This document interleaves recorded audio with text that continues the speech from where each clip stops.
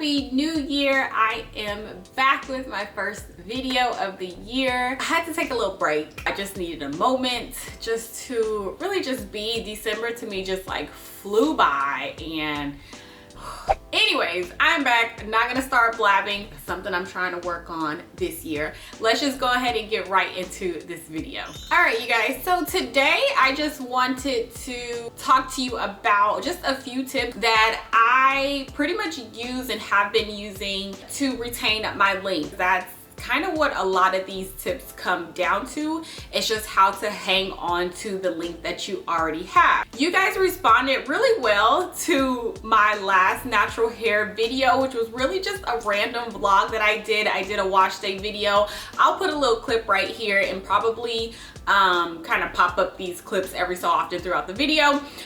But you guys really liked that video, had tons of questions, had tons of this, that, just a lot of feedback. So I was just kind of like, well, I think I've kind of been in this game for a little bit. I might as well give my 2 cents. So that's what I'm doing today. So in no particular order, I did write down some things on my phone, more than some things. I wrote down a lot. So starting with my first tip for you guys, something that I have been practicing like religiously, that I take very seriously, is finger detangling. I am a huge advocate for using your hands for the majority of your styling process, especially when it comes to detangling. I really don't use a lot of tools when it comes to my natural hair. I really stopped using tools in my hair a while ago because I just felt like I was not using them correctly. I will use them after I've detangled my entire head with my hands, but I like to take it section by section and really kind of loosen those knots, loosen those tangles, because I feel like if you're just taking a detangling tool, a brush, a comb, whatever you are using, and you're just detangling your hair, you're ripping through sections, maybe a little bit of tangles that could have been saved if you just put the tool down and just gently detangled your hair with your hands. I feel like when it comes to using a tool, you don't feel those knots, you don't feel all of those tangles. You probably just feel the big ones, but there are small ones in there that can be saved, especially for my girls that have the kinkier textures hair.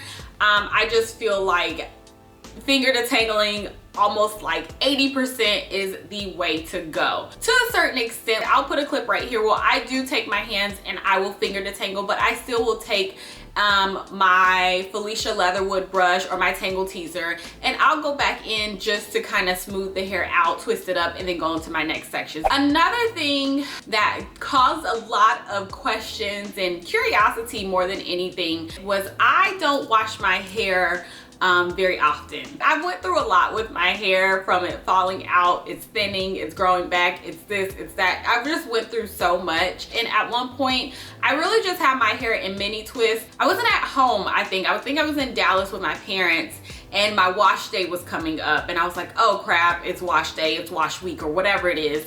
And I still stayed in Dallas for another week or something like that happened, where I ended up extending my mini twist at this point, you know, 2 years ago, to like 4 weeks. And then by the time I made it home, by the time it was wash day, it was already 5 weeks. And then that's when I kind of realized, well, I don't think my hair gets that dirty. I don't think my hair gets that to the point where I need to be washing it weekly. I could totally understand every 2 weeks. I think by that time I started to go down to every 2 weeks, and then I eventually made my way down to every 3 weeks, and now I go, some months it's twice a month, some months it's only once a month. It just really depends on the styling that I'm doing, how active I am. Those kind of factors come into play on how often I'm washing my hair. But I realized not washing my hair as often, for me, it's just less manipulation that I have to worry about. Less manipulation is pretty much not giving my hair the chance to be damaged. I personally, for my scalp, for my hair, I don't really have scalp issues. If you have scalp issues, I totally recommend washing your hair as you see fit. But if your hair is pretty decent like mine, if your scalp is pretty okay, I would just say try it.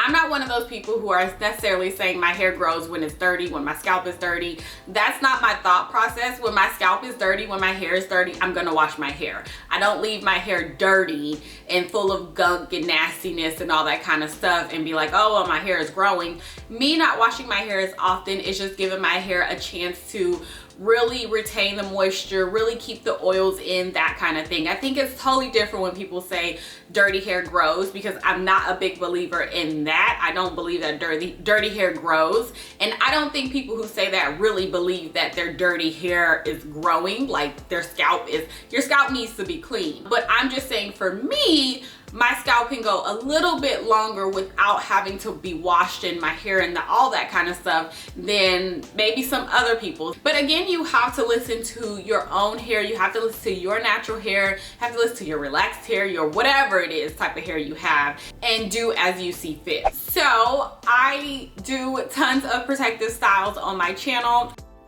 but I do want to say protective styles aren't always the best for you. When it comes to protective styles, you just have to know what's really protecting your hair or not. When it comes down to your scalp, your edges, you really have to think about it from the root all the way to your ends. We all know if your braids are too tight, if you see little white bumps or any kind of bumps on your scalp, that's a sign of your scalp screaming for help and screaming for you to take whatever it is out. If your hair is itchy, if your scalp is itchy when it comes to braid or crochet, that's a sign for you. 9 times out of 10, your hair is giving you a sign that's saying this is not working, you don't need to do this, but it's really up to you to listen.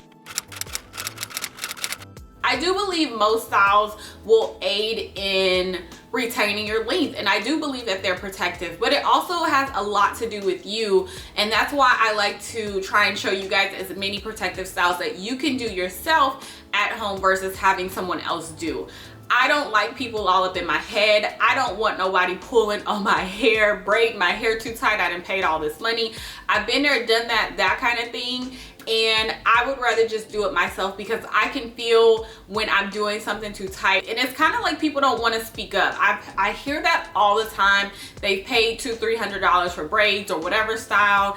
They just gonna get it done and it'll go away eventually. But really, they've already caused damage to their scalp, and now you've got to think about things like alopecia and those kind of issues, and you just don't want that. Always give yourself a break when it comes to protective styles. Again, look at the protective style that you're doing, especially when it comes to your hair. If you have finer hair, I don't think doing really big box braids are gonna be ideal for you. You may wanna go smaller. You may also wanna think about who's doing them. Can you do them yourself? What kind of hair you're using? And also making sure you are keeping up with your daily regimen when you're protective styling. So I started to really keep a very simple regimen about 2 years ago.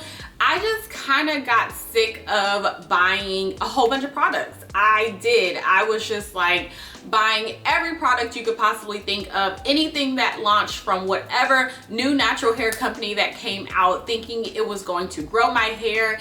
And it took me a while and lots of money to realize I didn't need all that. I did not need all that. What I needed was just to be gentle with my hair, be patient with my hair, make sure it's clean, make sure it's conditioned, make sure it retains moisture, and make sure it's protected. My ends are protected the majority of the time. It's very simple. I know from a young age that just a lot of products went through my house, and a lot of products went through my house now. You know, I've kind of gotten back into trying different products, trying new products, just because I just think products is just something that most of us are a little bit used to. And we're thinking that we have to buy the latest and the greatest and the new this and the new that, when honestly, I just feel like most of these products are just the same thing that was launched. They just slapping a new label on it, but we're not gonna go there. So yeah, so that's another tip that I have for you guys, is just keep your regimen simple. So another tip that I have is very simple, but it's washing my hair in sections. I always wash my hair in sections. I've been washing my hair in sections for years now. I don't even know how long. I don't believe you have to have super long hair to make it seem like it's necessary to wash in sections. Your hair can get tangled no matter the length it is. Now, how many sections is totally up to you. I used to do 4 sections and then I cut it down to 3 because 4 was just taking me way too long. So now I just do 3 sections. I do 1 in the back and then 2 on the sides. And honestly, y'all, it just keeps my hair from getting tangled. Like the one thing I hate to see, don't want to see it, I hope you're not doing it out there, is just taking all of your hair, taking all your curls and kinks and just smushing them together, washing your hair, and then you end up with a matted mess in the end. And it's kind of like you detangled in the beginning, then you washed your hair, so now it's all tangled up again, so now you have to detangle. It's like you keep detangling your hair throughout your whole entire wash day.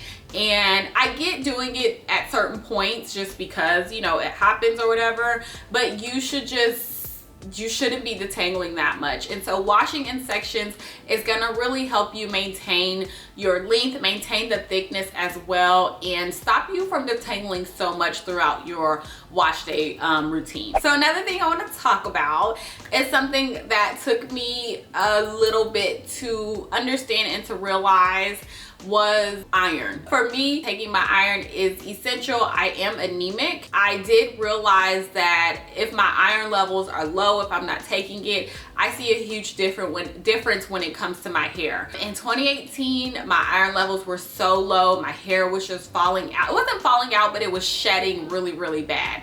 I didn't understand why. I didn't know what was going on, discovered I was anemic, blah, blah, blah. I take iron now and things have been so much better, so much better. I don't really get that many shedded hairs, you guys. And honestly, I feel better, of course, because, you know, when you're anemic, you're tired, you got headaches, it's a lot goes on physically with you, but everything that goes into your body will show on the outside. I'm not gonna get too deep into vitamins and those kind of things.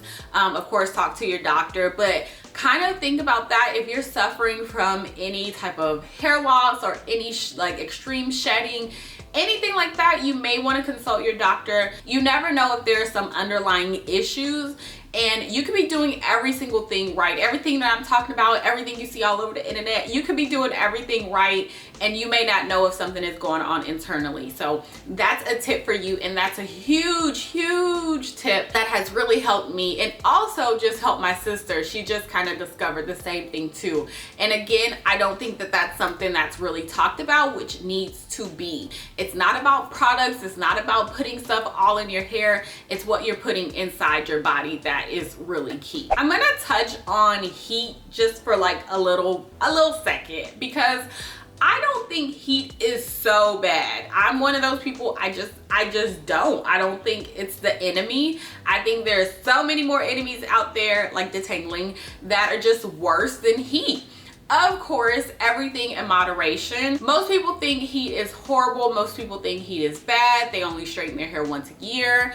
I rarely straighten my hair. I think 2020 I straightened my hair 3 or 4 times, which is a lot for me, considering prior years I probably did it maybe twice. Honestly, y'all, I just don't straighten my hair out of pure laziness. I just don't want to. I don't find it fun. I don't really strive to do length checks and all that kind of stuff. I really just look at the thickness of my hair, how it feels on a day-to-day basis, and that's pretty much it. I do feel like for some people, if they are not very gentle with their hair, if they don't have the time to maintain all those kind of things, I do feel like keeping their hair straightened with heat, you know, once every 2 weeks or something like that, can really benefit. Yeah, you may be putting heat in for a second, but it's not gonna get tangled. It's not gonna get, you know, you're not gonna be detangling as much and those kind of things. So I think it just depends on your lifestyle and how good you are with maintaining your hair and the overall health